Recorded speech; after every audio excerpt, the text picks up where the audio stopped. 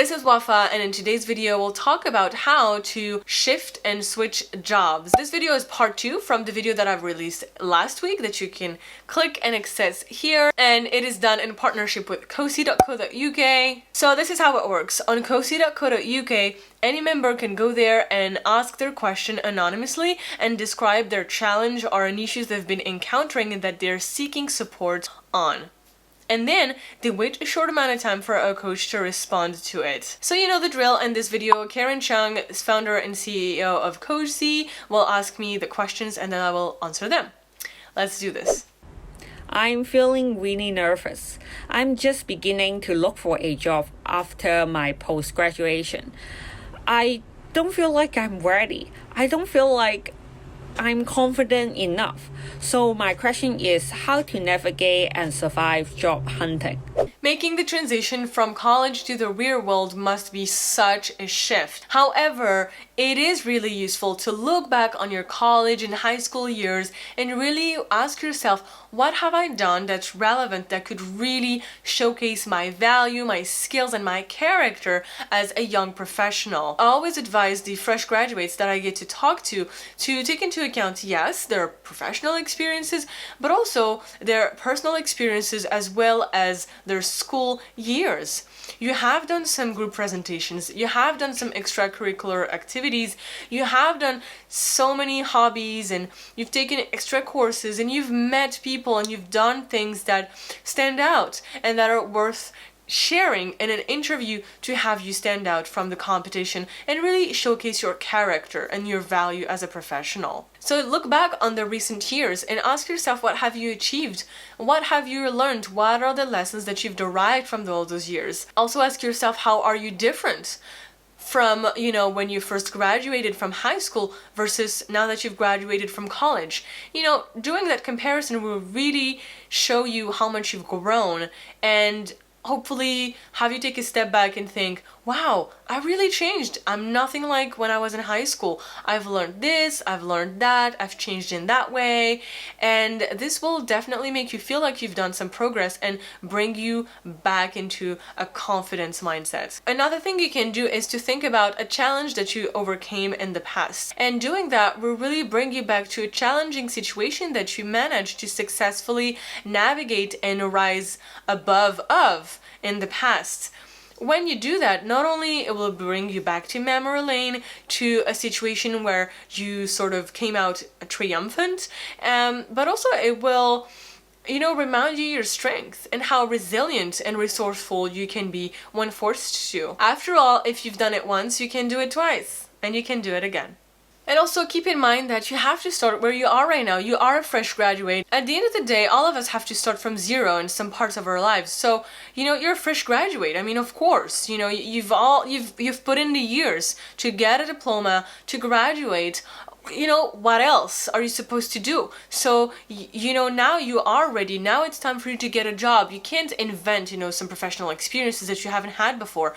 So be confident, be proud of all of your previous achievements, and start where you are. Ask people for advice, ask people for mentoring, ask people for support, for coaching, and also for offers. Ask them to hire you. Ask them, to tell you what do they need you to do, and then explain to them how valuable you can be for them. And really make sure that you take that free time you have on your hands right now to brainstorm and really ask yourself, what is it that you really want? What's your ideal career looking like?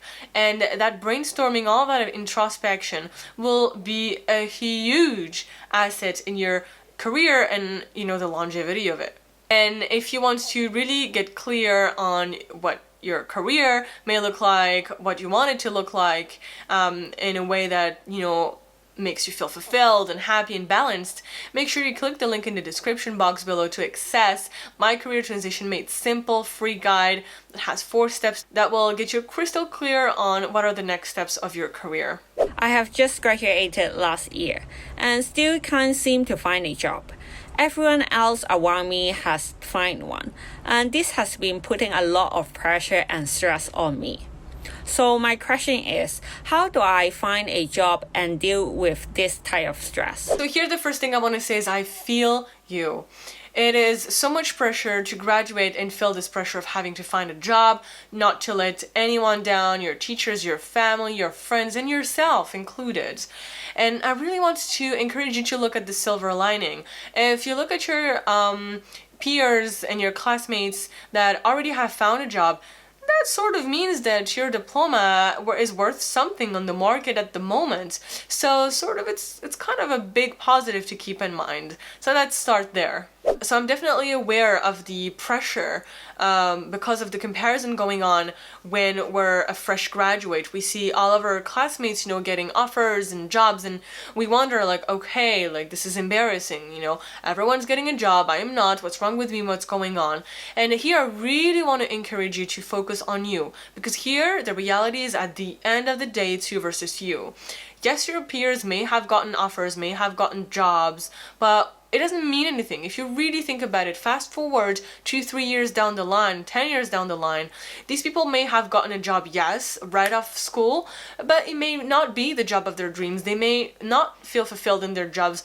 They may not feel happy in that career. And so they may quit 1 year, 2 years, 3, 4, 10 years down the line, burn out, or completely transition industries or careers down the line. So it doesn't really mean anything when they find a job right now, because you don't know what's going to happen in the future. You don't know what's happening every day as they go to the office in the morning or work from home. You're not with them. So yes, it flatters the ego. Yes, they've gotten this big offer with this big salary and bonus and stuff, but it doesn't have any substance because it's not your life and you don't know what's going to happen for them in the future. And it's the same for you. You have nothing to prove by finding a job ASAP, unless you have to pay some bills, of course.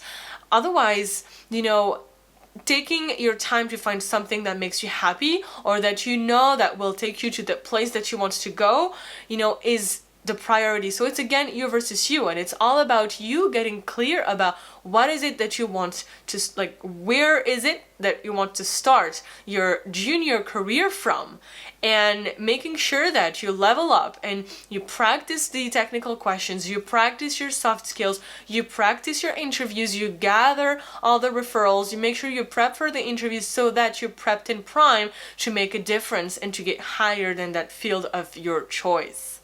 I've been working in my same company for over 6 years. The only reason I took this job because it gives me a really decent pay. I don't have an outside life because of the long working hours. I get so jealous when people love their job and working towards something they're passionate about. But because I'm 30 years old, I feel like if I do a career shift now, I would regret it. Because what if I don't have the same income? And what if I don't like the new job? So my question is, should I do a career shift? Thank you so much to that person who shared this question and opened and, has been so vulnerable, because I feel like, most of us have gone through that situation where we wanted something, we didn't go for it, and then we wondered like, yeah, but I really want that. How do I go there?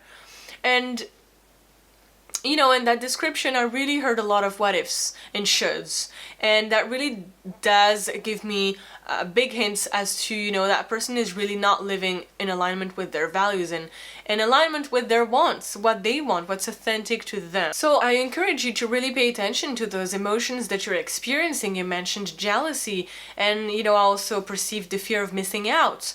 What are they telling you? What are you afraid of the most? What are you jealous of the most? What's most important to you? What do you crave the most? Is it, a big salary and a stable income, or is it, truly living in alignment with your passions? So at the end of the day, it's really up to you. There's no right or wrong. There's no perfect answer for this question. The only thing to remember is listen to yourself. What do you really want? And lean into your emotions, accept them, embrace them, get cozy with them.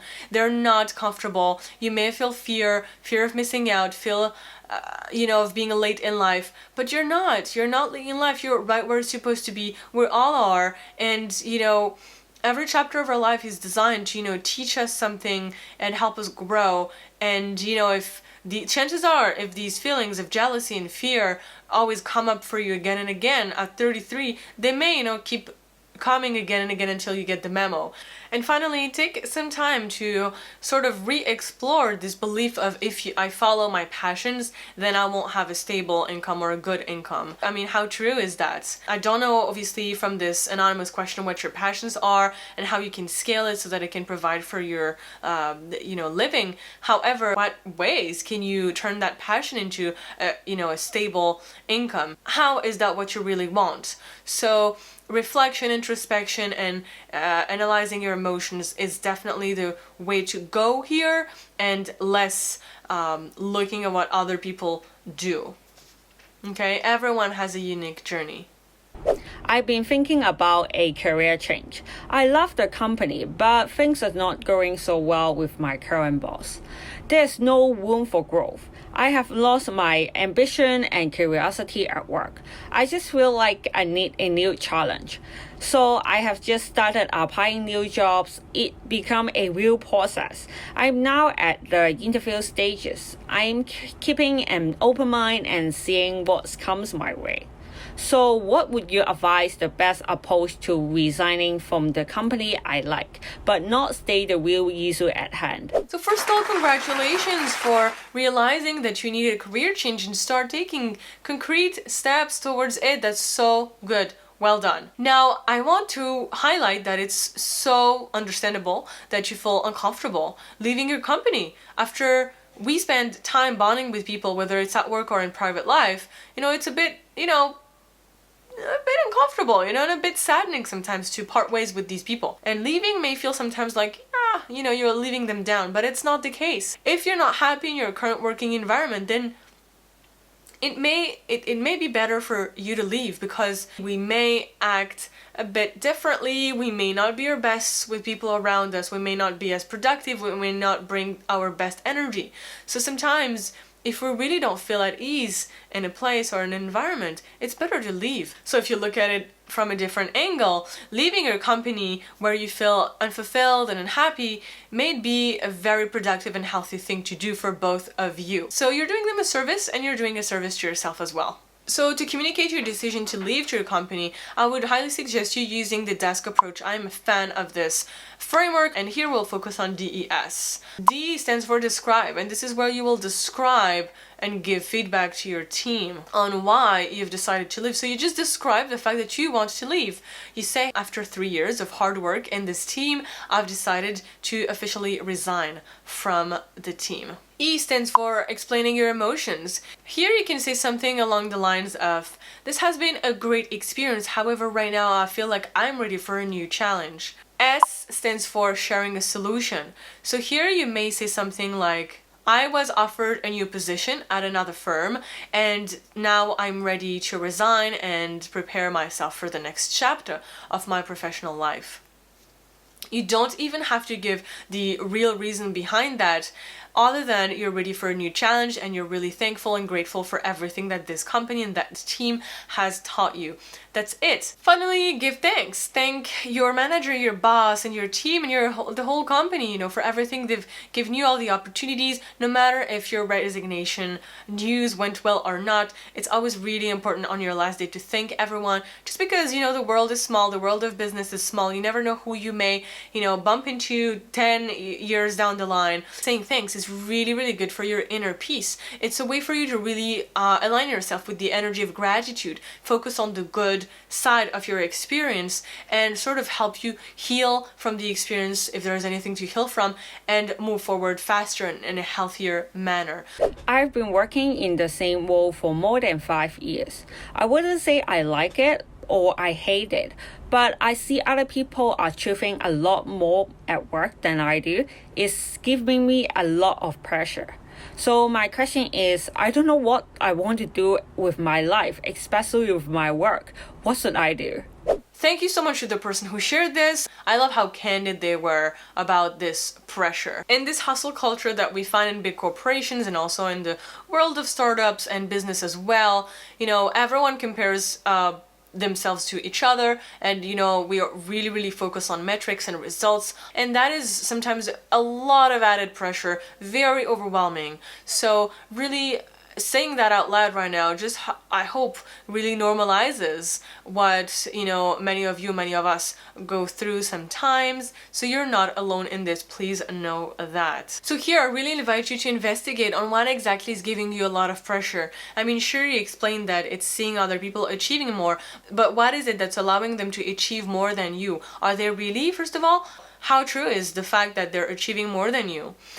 Is it something that you've just perceived, or is it facts? And if it is facts, what is that competitive edge that they may have that you don't? Is it because they're more passionate by the job? Is it because they have more energy levels? Is it because they have more experience? What is that thing? I really invite you to investigate and discover that, because when you learn what is it, perhaps you may be able to implement it in your day-to-day so that you can positively improve your performance. There you have it for this video. Make sure to like and subscribe to this channel not to miss any future weekly videos on the topic. Thank you so much, Karen Chung from KOSSIE, for collaborating on this video. If you have any questions on the topic of wellness at work, work-life balance, and career change, make sure to go to kossie.co.uk/c/coachwafa. The link is in the description box below to ask me any questions on this topic anonymously. See you next week.